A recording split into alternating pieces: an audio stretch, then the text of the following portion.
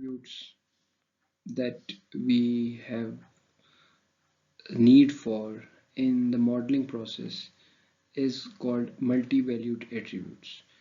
Multi-valued attribute वो attribute होते हैं जो कि आपके पास जब अपने आप को नेचर में प्रेजेंट करते हैं तो आपके पास उनकी मल्टीपल वैल्यूज़ हो सकती हैं।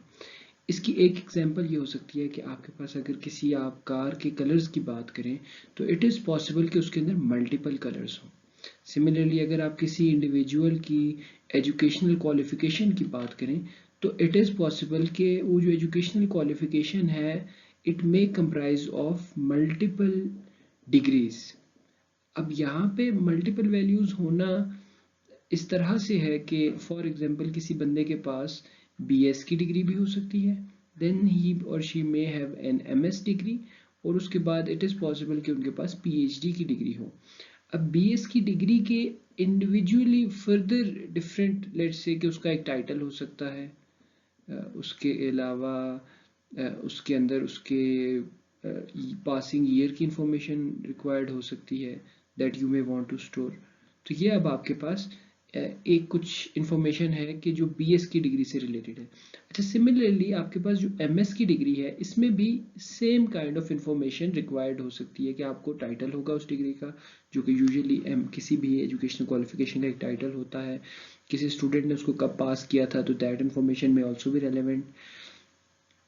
पीएचडी के केस में भी आपके पास टाइटल होगा और उसका पासिंग ईयर भी हो सकता है। तो this is again something which is different as compared to the two other attribute types that we had studied, जिसमें हमने देखा था कि एक simple attributes होते हैं फिर composite attributes होते हैं। तो this is something which often represents itself during the modeling process कि आपको ऐसी information store करनी पड़ जाती है कि है तो वो एक ही फीचर लेकिन actually for the single individual entity in a single individual instance आपके पास उसकी multiple values occur कर सकती हैं।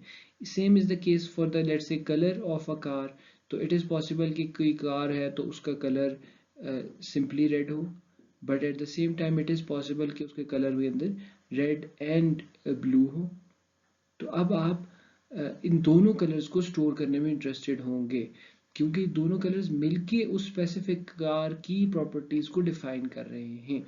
And it's now it would depend on the domain and on the specific entity, और उस एंटिटी के अंदर फिर उस स्पेसिफिक एट्रीब्यूट की नेचर पे कि उसकी कितनी पॉसिबल वैल्यूज हो सकती हैं।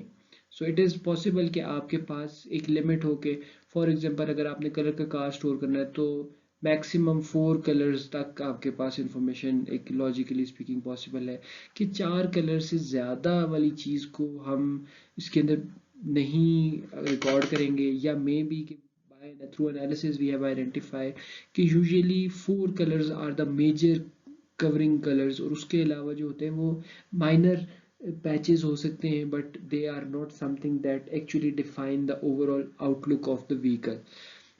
सिमिलरली प्रीवियस डिग्रीज की अगर हम बात करें तो इट इज़ पॉसिबल कि हम ये कहेंगे भाई हमने 3 मोस्ट रिसेंट क्वालिफिकेशन स्टोर करनी है, या हम ये कहें कि हमने we have to store all of the qualifications.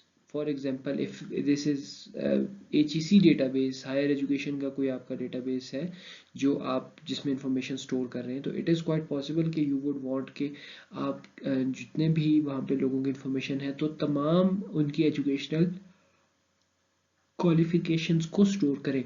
But as compared अगर आप कोई एक रजिस्टरिंग बॉडी है लेट्स से फॉर एग्जांपल कोई आपका पाकिस्तान इंजीनियरिंग काउंसिल है, तो वहाँ पे it might be of interest just कि बीएस की डिग्री इंडिविजुअल ने किस जगह से की है और वो क्या वो इंजीनियरिंग की डिग्री है या नहीं है।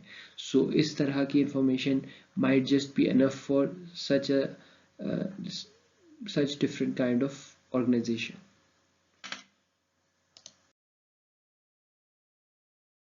अगर हम जनरल बात करें तो हमारे पास कंपोजिट और मल्टीवैल्यूड एट्रीब्यूट्स आपस में नेस्टेड फॉर्म में अकर कर सकते हैं।